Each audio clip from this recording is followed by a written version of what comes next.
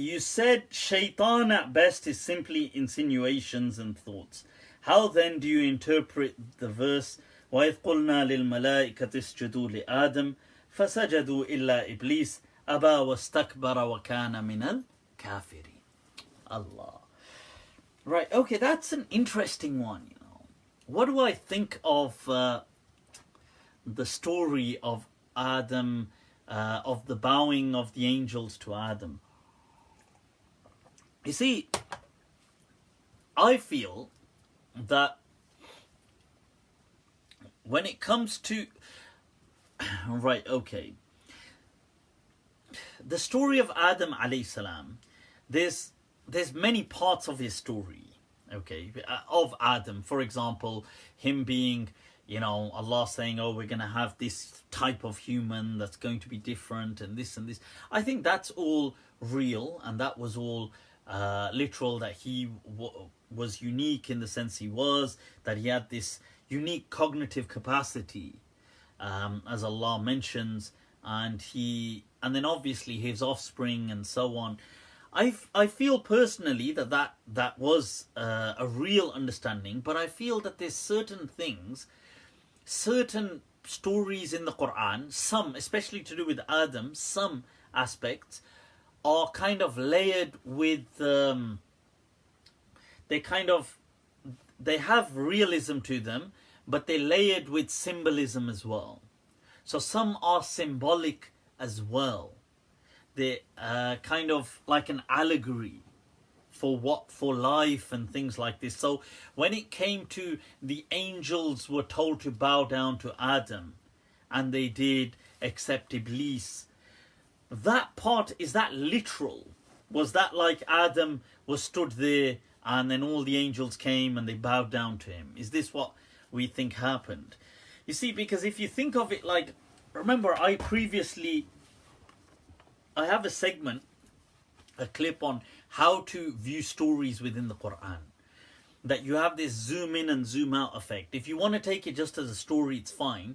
But if you want to take it as literal, then you zoom in, you find, does it still stand? Is there consistency?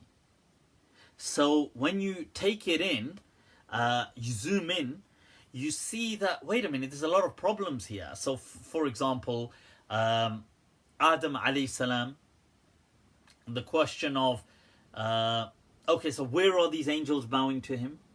Is it on earth? Is it in the heavens? Wasn't his heaven in earth anyway? So the angels came to earth. All the angels, this is all the angels they all came around him. They were instructed, what you know, when Allah said, Usjudu li Adam, what was this command? Was it a tashri'i or takwini? So tashri'i means, was it legislative? So Allah was giving an instruction, a commandment that is like, God is asking you, would you like to obey me? Like it's a tashri', it's like a sharia, it's a commandment. If that be the case, but then angels are ghair mukallaf, they don't have tashri'. And if it was takwini, God was commanding as an imperative, as in he was setting it into motion. Like Allah says, be, and it is like this. Or he says to the to the heavens above, let there be rain, and there was rain, and things like this.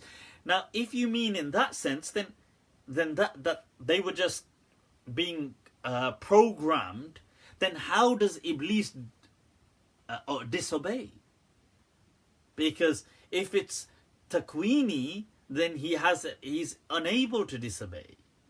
And if it's tashri'i, then the angels don't really have a sharia, and they don't have any taklif, and they don't have, and where was this taking place, and where was, so what you find that there's a lot of inconsistencies. So in my understanding, that there's certain parts of Adam's story that are just mentioned as symbolism, and some parts that were real. Now, so it's a bit like, imagine I was to speak to you about somebody that you knew.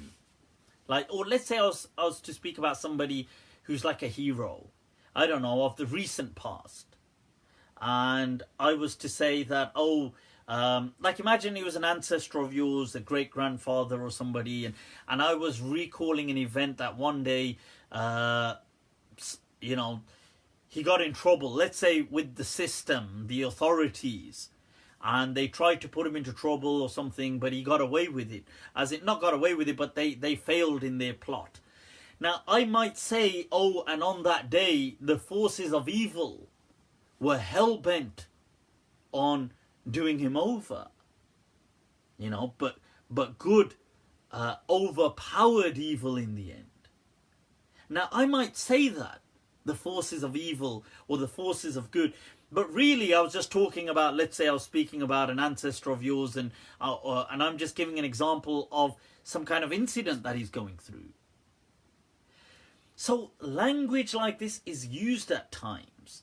Now, I feel that the angel thing and about Iblis disobeying, this thing was more symbolic, about forces. That Adam was told, that God had is telling Adam that there are many forces of good that are subdued, that have succumbed, and they are subordinate to man. But yet there will be some forces of harm that will work against him, that refuse to subordinate, that refuse to succumb to man. And I think this was just a a story, a symbolic story, an allegory that described that best.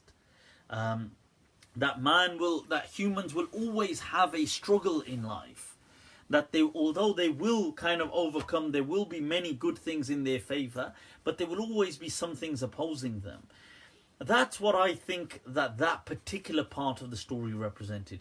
And you find people like scholars like Maulana Abdul Karim al-Athari in his tafsir Urwat al-Wuthqa also goes this way, describing this event to do with the forces, the quwwah of khair and the quwwah of shar and stuff like this. And so that's how I see that part of the story.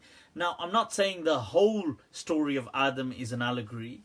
Some scholars have felt the whole of Adam is an allegory. Some have felt that everything is literal. I myself am in the middle. So I feel that there was this, that there was reality to several aspects of it, and some aspects were allegorical. That's my understanding. Allahu A'lam. Right, so Waqar Ali said, is this a confident plug? Confidently done. No,